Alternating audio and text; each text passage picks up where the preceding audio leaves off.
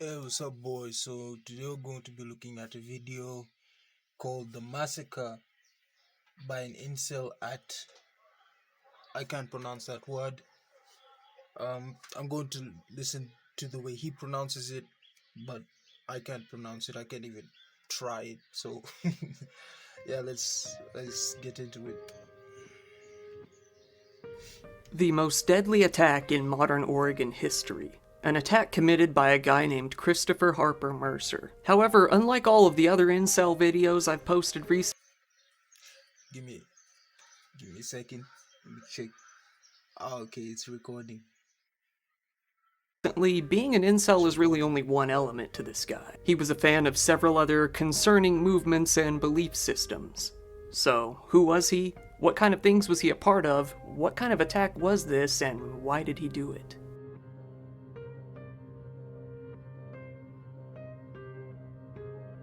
Today we have a man with a long name, Christopher Sean Harper Mercer. He was born in Torrance, California in 1989. His parents were Ian Mercer, a white man from England, and Laurel Margaret Harper, a black woman from the US. They had married in 1989 but separated before Christopher was born. They decided to amicably agree to share legal custody of him, though.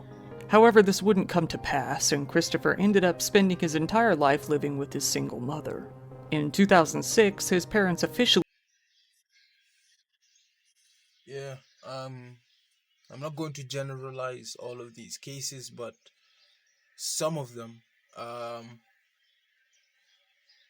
some of them end up sharing this common thing where they mostly grow up in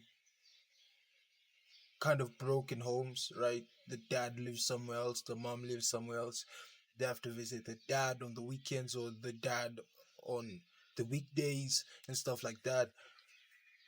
um do I think it's the entire thing that kind of contributes to this? I don't think so, but it's a very big part, right? I'm not going to generalize all of them because I haven't seen all of them. So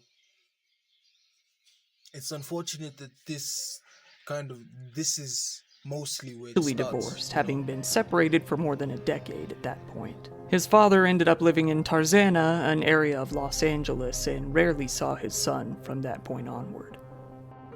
Not a whole lot of information is available on Chris's childhood, but we do know that he was an unruly kid, to say the least. His mother would later say that he often had horrible tantrums as a kid that required her to, quote, pin him down in bear hugs.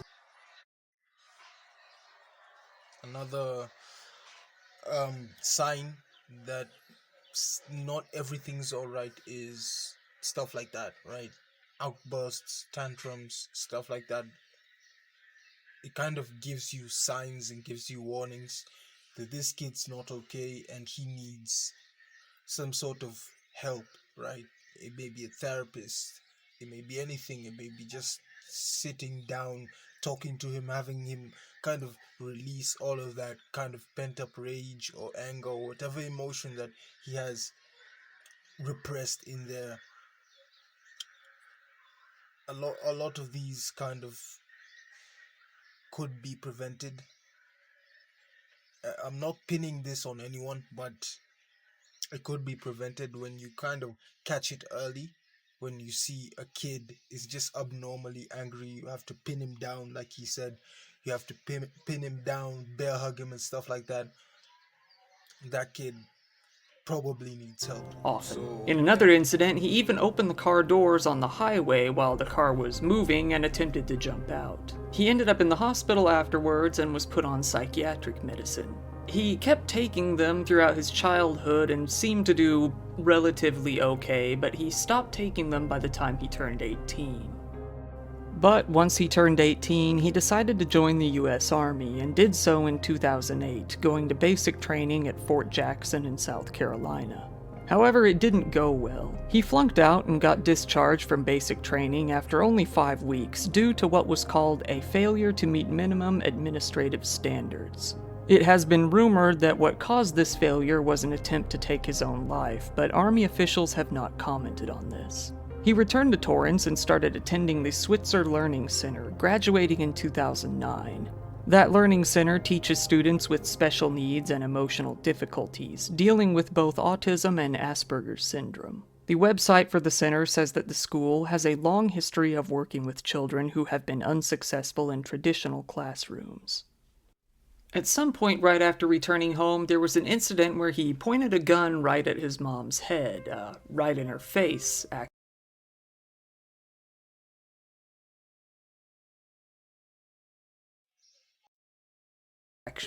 This was when he was either 19 or 20 years old. But despite actions like these, Christopher's mom actually became very overprotective of him and tried to shield him from any and all negative activity, particularly around their neighborhood. A year later, starting in 2010 and going up to 2012, Christopher attended the El Camino College in Torrance. According to one spokesman for the college, he wasn't involved in any incidents throughout his time at the school. Whether or not he received a degree is unclear. At some point during his schooling, he signed up for Mashable, an entertainment-centered website. That would be mundane, but it was linked to his Facebook profile, which has since been deleted, and showed that his profile included what people call a reference to Nazi Germany. It also included various embarrassing, edgy quotes, such as, "When all the pleasures of the world have diluted, the only thing left that is pure is power." Law enforcement The classic incel quotes. Yeah, this checks out. agencies have since said that it is evident by Chris's online activity that he was a very hate-filled man. He was very anti-religion, and he was quite the white supremacist despite being half-black himself. All of this was made much worse by his ongoing mental health issues. His mother, Laurel, has attested to his mental health issues, writing in an online forum that both she and her son did indeed have Asperger's. Going under the username Tweetybird, she wrote that, "My son has Asperger's. He's no babbling idiot, nor is his life worthless. He's very intelligent and is working on a career in filmmaking." Despite Christopher's mental illness seeming to worsen over time, he had never been involuntarily committed in any way. If he had, that would have prevented him from ever buying a gun. So he was easily able to pass a background check and receive a gun, going for a .380 semi-automatic handgun. At some point, Christopher decided to try to get some instructions on firearms at a Los Angeles area firearms academy. He was denied.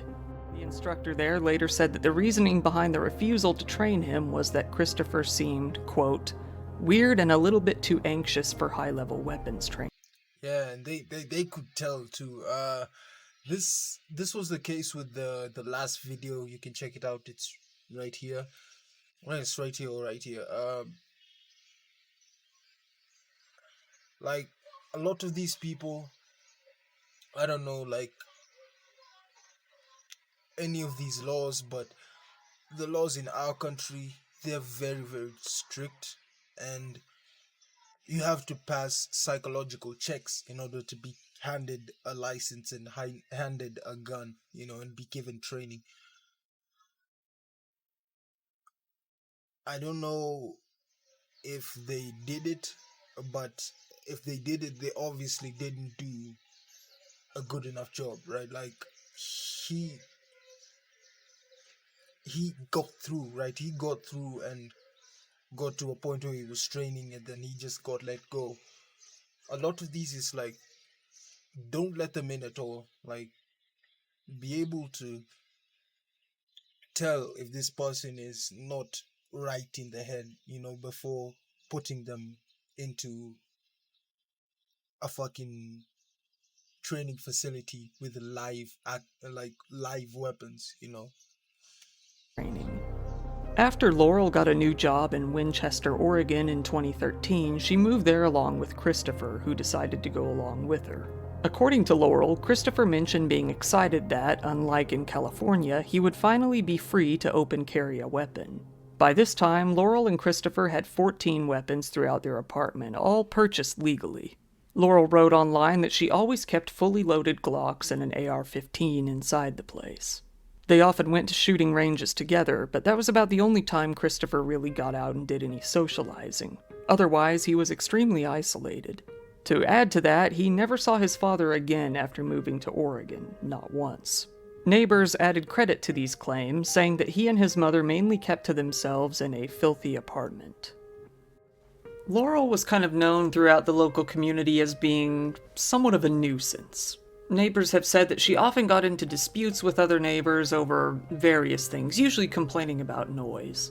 At one point, she even passed around a petition to get one tenant from her building evicted. She had been blaming the cockroach infestation in their own home on this other resident, saying that the cockroaches were getting so numerous that they were keeping her and her son awake all night. Man, it's like you have a filthy apartment, and then it attracts cockroaches, and then you blame someone else. That's fucking funny.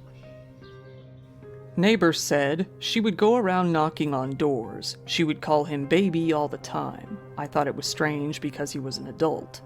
They added that Christopher was always moving around. It's like he was I think like that's a normal thing there in the in like America, and the blacks in America. They call the children baby. I think that's what they do. So I don't think that's a very credible thing to go off of. always anxious or nervous. They found it peculiar that he always seemed to dress in the same kind of clothes, that being combat boots and military-style cargo pants. He was often spotted in this getup while riding his bicycle around town. Once, while going out to ride his bike, he discovered that his tires had been slashed. According to witnesses, he threw a massive, childlike tantrum. His mother struggled to calm him down, yelling loudly and causing a scene. During a rare social outing, Christopher was once asked by a neighbor at a community barbecue about whether or not he owned a gun. He then, seeming nervous, avoided directly answering the question, but did confirm that he liked to practice target shooting. Christopher started attending Umpqua Community College. It seemed Umpqua, I think. Yeah. Umpqua. that he tried to come out of his shell at least a little bit by this time, as the Facebook page for the theater at the school listed him as being a production assistant, helping out with an upcoming performance. This page has since been scrubbed from the internet. But grades-wise, he wasn't doing too good. He was put on scholastic probation after having a C average overall, a 1.75 GPA. And by September 1st of 2015, he had actually received a letter saying that he would be suspended if he didn't improve on his grades. He was also behind on his tuition payments, over $2,000 behind. Chris had a fairly active life online, having accounts on websites all over the place, anything from entertainment sites to dating sites. On one dating profile, he described himself as being a conservative, thriving in smaller groups. He said that he liked romantic comedies and seeked to date what he called a geek, nerd, intellectual, punk, introvert, loner, lover, according to his profile on a website called Spiritual Passion, a site that claims that it is for spiritual people of all religions and belief systems. This might come off as a bit odd due to Christopher's hatred for religion. Yeah, it's like he already talked about him not liking religion, so why is he on a spiritual platform, right? So that's pretty weird. But, some people view spiritualism and religion as a kind of a different category, and some only hate organized religion, which he seems to have mentioned before, but I don't know, moving on. He was also very active when it came to sharing torrents. The last update he ever made to his torrents was when he seeded a documentary on the Sandy Hook incident. Christopher continued to vocally oppose organized religion online and continued to sympathize with white supremacist causes, oddly while openly listing himself as being mixed race on multiple profiles online. He was also very close with his black mother, often only ever socializing with her. On his MySpace account, which likely hadn't been updated in a while given that it's MySpace, showed a lot of sympathy for the IRA, a violent militant group that engaged in certain violent attacks against the British in Northern Ireland. He posted a lot of pictures of them, usually while fully decked out in body armor and carrying assault rifles. It's unknown where this fits in with his previously established beliefs. While online, Christopher began using incel lingo more and more, slowly coming to hate women over time. He became fascinated with the incel subculture, likely sympathizing with the group due to his own loneliness and lack of success in dating. However, this went too far, and he ended up admiring, you guessed it, the supreme gentleman Elliot Yo, Rodger, an incel their Lord and Savior. This guy has inspired so many of these people. It's actually scary. He's he's inspired. I don't know how many videos that I've seen that people have actually like emulated this man. It's actually crazy. Damn, like that butterfly effect. If he talked to girls, right? If he got out and actually talked to girls or got in social situations, um, got some hobbies, actually became like a healthy person, fixing his internal sort of demons, right? If he did all of that, maybe went to the gym a little bit, stayed fit. If he did all of that, I think he would have been decent to be around, I think. And it's crazy how that small thing that he did kind of ballooned into this just this ugly fucking entity that is the incel community, and it's terrible, man. If he talked to girls, none of this would have happened. famous for his hate-fueled mass murder in 2014. I take that back. It's not that it wouldn't happen; is that a lot of them would not happen. A lot of them wouldn't have happened. Some of them would still, right? Because not everyone emulated him, but a lot of them did, right? And like Elliot, his hatred grew and grew, and he began planning an attack. The final post he would make online would turn out to be an announcement on 4chan, of all places, where he posted, "Some of you guys are alright. Don't go to school tomorrow if you're in the Northwest. Happening thread will be posted tomorrow. See you later, space robots." Then Stop promoting your link in bio. Instagram recently began rolling out a brand new feature so that when anyone clicks on a link in anyone's Then, on October 1st in 2015, Christopher, now aged 26, decided to take his plans into action. Christopher was enrolled in an introductory composition class. This is, for unknown reasons, where he decided to launch his attack. He entered into the hallway near the class, pulled out a gun, and fired a warning shot. As expected, chaos ensued. It was about 5 minutes into this chaos that the first call was made to 911 from Snyder Hall on campus, after a concerned student heard the gunshots. Then the real attack began in classroom number 15, where his class was taking place. Christopher, threatening the other attendees, forced them to group up in the center of the room. At this point, Chris took one man aside and gave him an envelope. He told him that he would be spared on the condition that he took this package to the police. He then told that particular man to go sit in the back of the room. Then Christopher opened fire on the rest of the room as he watched, shooting with one handgun in each hand. The first to be shot was the English teacher at point-blank range. Christopher then, according Imagine the terror. Fuck. Imagine the terror these people must have been going through. You're watching this guy literally go down the room, and imagine if you're in the back of the class. The terror that you're feeling when this guy comes in, shoots the English teacher, and then starts killing people one by one. And he's coming to you. The amount of terror you might be feeling. You might be saying your last prayers at that time. It's just the terror it's just unimaginable, bro. to some witnesses, asked two students what their religious affiliation was and then shot them each after their response.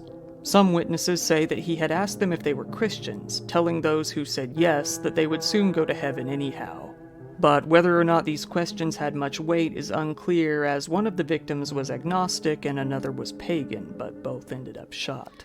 Some of the victims were shot multiple times. One of the women, before being shot, begged for her life and tried to reason with Christopher. It didn't do any good. Another tried to hit him with a desk and ended up getting shot in the leg. One, trying to close the classroom door, was shot multiple times in the stomach. Bruh. And then, finally, one victim was trying to get back into her wheelchair, at his own orders, when he shot her. By the end of the rampage, Christopher Harper Mercer had killed 9 people in total. 8 of them passed away right then and there, with one more passing away at the Mercy Medical Center nearby. Those who passed were Kim Saltmarsh Dietz, Oh my age god, look at her, man. What? Man, look at her. That's just fucking sad, bro.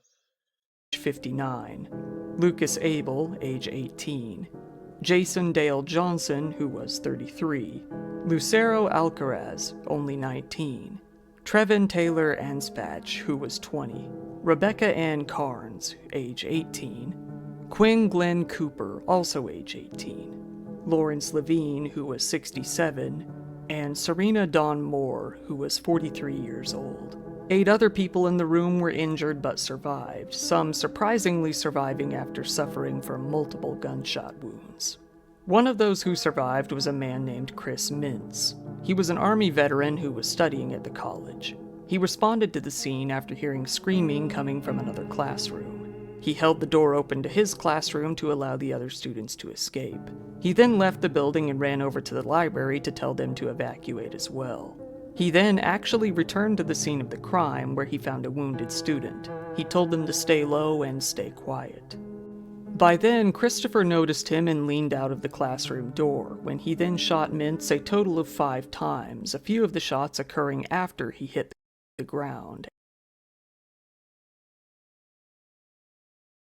Like when you notice a lot of these attacks, it's just you're shooting a person 5 times.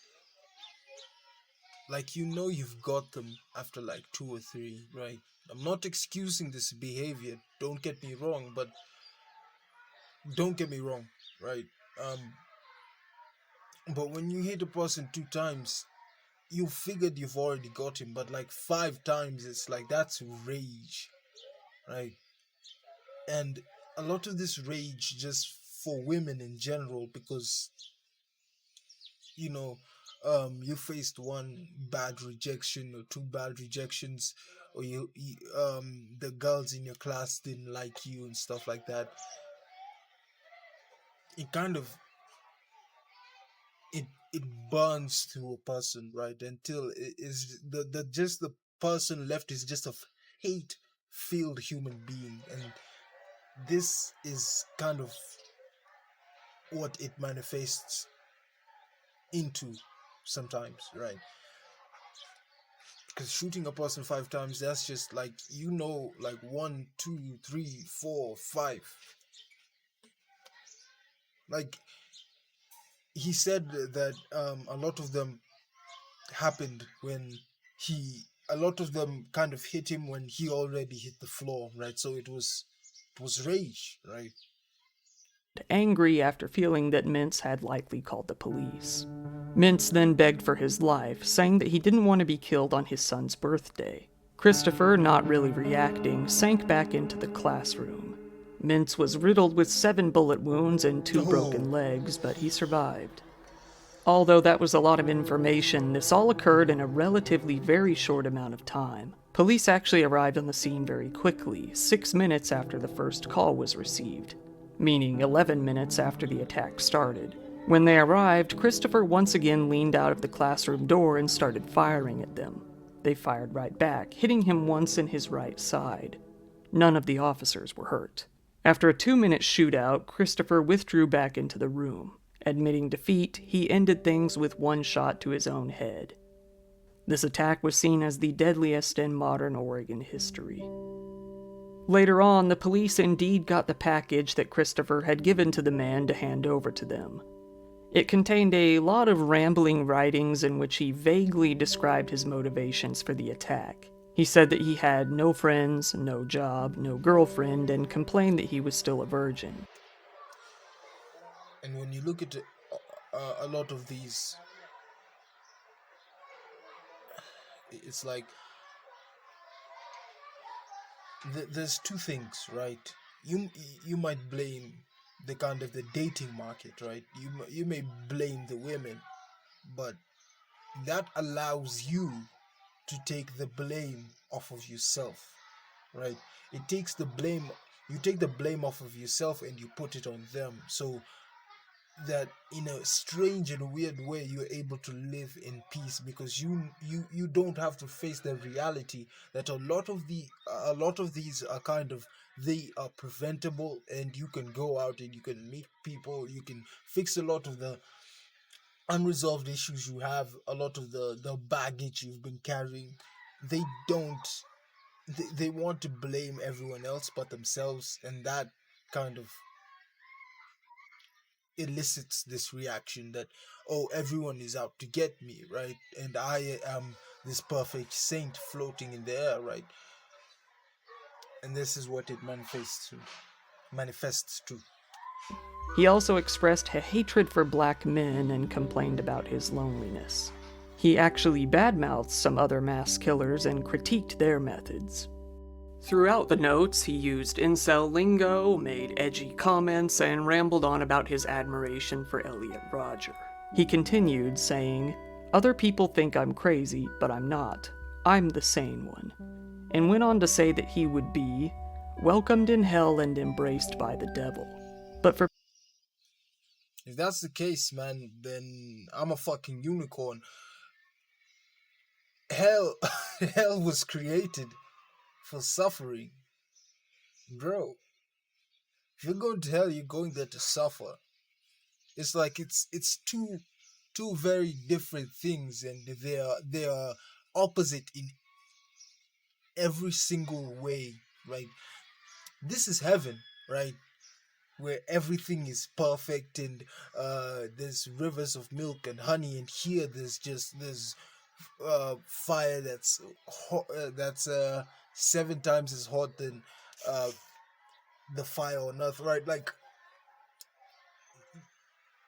I don't think that's what tells me he wasn't okay, right? Like he wasn't a guy that was right in the head, and I don't think he should have gotten that gun, because a lot of these gun laws, they need to be reviewed for these guys. I think one of them got reviewed. The last video I watched, the gun laws got reviewed because of that exact situation. You have to check the mental space that this person is in before handing him a very dangerous live weapon, right? Not even one weapon, like multiple weapons, right? That's the type of that's the type of stuff that I kind of look at and I say, you guys need to review your gun laws. It's just me. For people like me, there's another world, a darker world that welcomes us. For people like us, this is all that's left. My success in hell is assured, he said. He went on to say that he is part of a demonic hierarchy and that he will become a demon once he dies and later will return, possessing another body to kill again and again.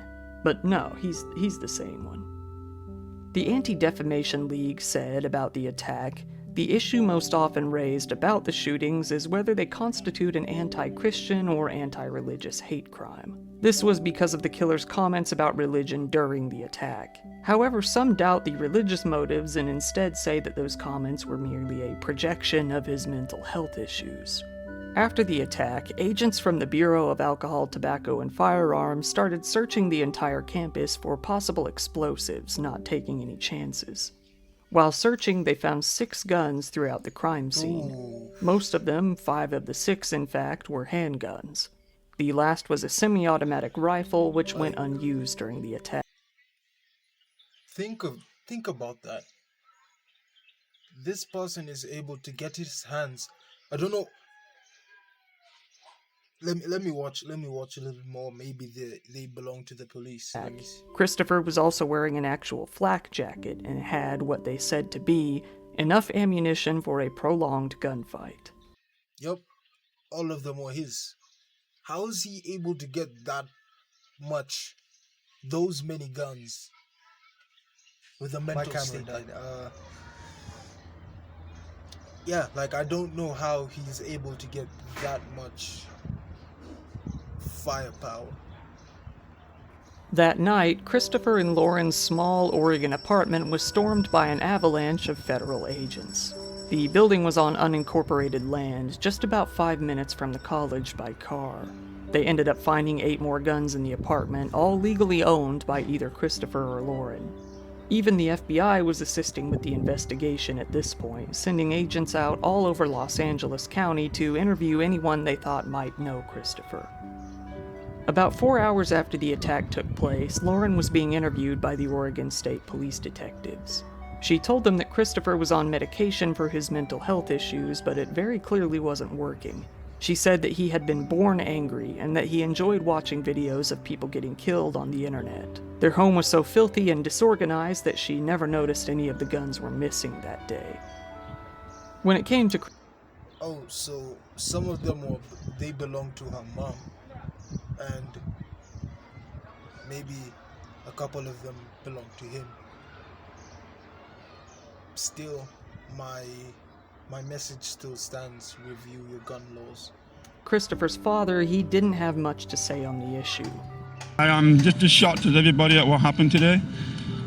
I've just been talking to the police and the FBI. Obviously, it's been a devastating day. Devastating for me and my family. 2 days later, on October 3rd, a press conference was held in relation to the incident. The Douglas County Sheriff complimented Chris Mintz for his actions that ended up likely saving lives. Afterwards, to help with his medical bills, Mintz's family set up a GoFundMe account. By that night, they had already received more than $650,000 worth of That's cool. donations. A few days later, on the 7th, Mintz was released from the hospital. Then, a bit later on the 13th, a 16-year-old girl who was very badly injured during the attack was finally able to go home as well. The governor of Oregon at the time, Kate Brown, said that she was heartbroken by what had happened and stated that she would soon travel there in person. The American Association of Community Colleges and the Association of Community College Trustees issued a similar statement as well. They said that the attack was an absolute tragedy and that they would further commit to on-campus safety. The sheriff said that he would not go on to give the name of the shooter, saying, "I will not give him credit for this horrific act of cowardice. Media will get the name confirmed in time, but you will never hear us use it." Well, we can say that he was right, as the information is all out there at this point. The local sheriff refuses to say the name of the gunman, Chris Harper Mercer. The president of the U.S. at the time, Barack Obama, commented on the incident as well, saying, "Thoughts and prayers do not capture the heartache and grief and anger that we should feel."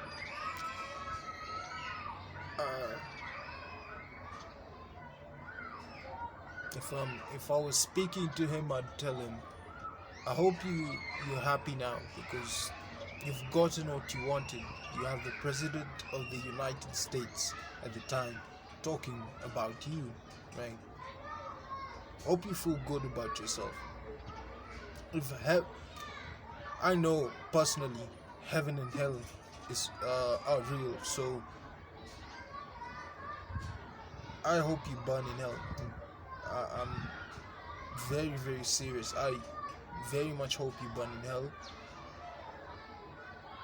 cause you're a piece of shit, right? That's exactly what I would say to him if I was talking to him. It's terrible, man. And it does nothing to prevent the carnage from being inflicted someplace else in America next week or a couple of months from now. He then asked that flags be held at half-mast for the time being following the incident. Of course, the debate on gun control became a massive focal point in relation to this incident. Although I really don't like to get into this sort of stuff while making these videos, it would be pretty dishonest to just leave it out of the story considering it did happen. So argument-wise, I'm not touching that with a 10-foot pole, but narrative-wise, I have to mention that, yeah, it was there. When Obama arrived there, he was met with 200 protesters behind a security fence, many of them with holstered weapons on their person, holding signs condemning gun control. Many of them were actually there to show support for the sheriff, Hanlon, who had been all over the news after the attack and had become somewhat of a celebrity. That same sheriff, after Sandy Hook, sent a letter to Joe Biden, who was vice president at the time, saying that he wouldn't be enforcing any new gun laws that he found to be unconstitutional. This garnered him a lot of fame with these sorts of protesters. As the debate raged on and people focused more on guns than the lives lost during the attack, a memorial was unveiled that honored the victims of the attack in December of 2016. Since then, these sorts of attacks have continued, the problematic subcultures he followed are still thriving on the internet, and that fucks me up. That fucks me up. These kind of communities should be sniped because they're promoting fucking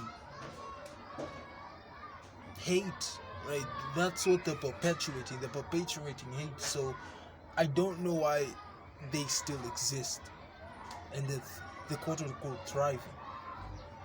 That fucks me up. not a lot has changed. So once again, thank you for watching my video. Please give it a like if you found it interesting, and go ahead and subscribe if you like content like this. I cover a lot of cases similar to this one. If you want to support the channel even further and see videos both early and uncensored, I do have a Patreon account which I keep linked in the description below. Speaking of which, shout out to my top patrons. Yeah, so that was a video. Again, what are my final thoughts? If you're a guy out there, go out there, try and meet people. If you have the chance, if you're in school, talk to people, right? Join clubs, do things with your lives, right? I understand that sometimes it may be frustrating seeing a lot of these rejections happen, and it's very easy to kind of blame it on the women, saying that they have too high standards, but sometimes we just have to see the flaws in ourselves, right? We have to tell ourselves the truth, and these incels, they don't, and that's why they end up like this. They never kind of confront the fact that maybe, just maybe, the reason they are the way they are is because of them, right? It's because they decided, you know what, I am going to direct all of this hate on other people. I'm not going to take all of this emotion and ask myself, why am I feeling like this? Is there any way I can change that? Another thing, the gun laws, I think the gun laws need to be changed. I think the mental checks should be very, very strict. These people need to be vetted to be given just a license, right? That's if I were giving a suggestion, that's what I would suggest, right? And again, the kind of lives these people live is kind of unfulfilling, and they surround themselves with not so good people. So yeah, do all the things I said. Go outside, go meet people, join clubs, do shit with your lives, because an idle mind is a devil's workshop, right? Other than that, stay safe, stay grinding. I'll see you all later. Peace.